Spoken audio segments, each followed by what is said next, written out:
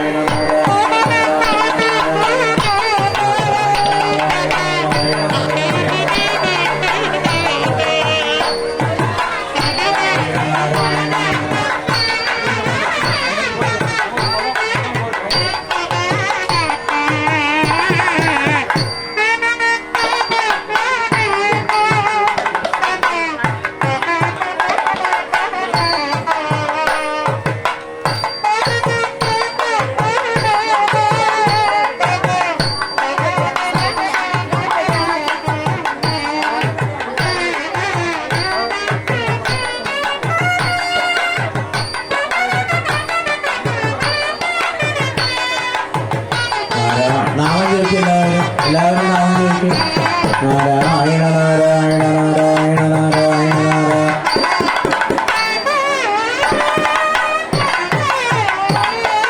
Narayana Narayana Narayana Narayana